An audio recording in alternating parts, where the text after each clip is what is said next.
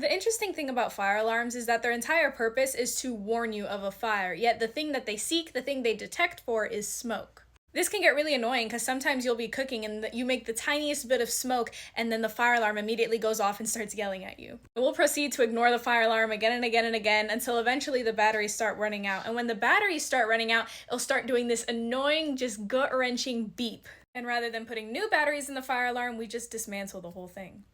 And sadly, I feel like we do the same thing with the Holy Spirit. The Holy Spirit will warn us of the smoke and try to tell us, hey, there's smoke. And we'll get annoyed and be like, it's just smoke, it's not a fire. But smoke starts fires. Smoke in itself is an indication of a fire. When you put a lighter under a stick, the stick smokes for a second and then bursts into flames. We'll get upset at the Holy Spirit for giving us conviction of things and telling us not to hang around certain people or watch certain shows because it's just smoke. But what the Holy Spirit is trying to tell us is that smoke is going to lead to a fire. Eventually, we'll completely ignore its pleas with the smoke until it starts running out of batteries, until the Holy Spirit starts being more distant from us because we're no longer listening to him. So the Holy Spirit will start beeping and beeping and beeping and trying to tell you to get in your word, to get into fellowship, to get in community, and we don't listen. And sadly, when you ignore it for so long, you get immune to the beep. How many times have you gone to someone's house whose fire alarm has been beeping for months, years even? They're so used to hearing it that it doesn't register.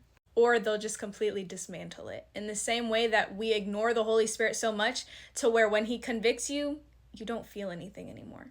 And now that we've become immune to the touch, to the feeling, to the warning of the Holy Spirit, when the fire comes, we don't have an alarm system.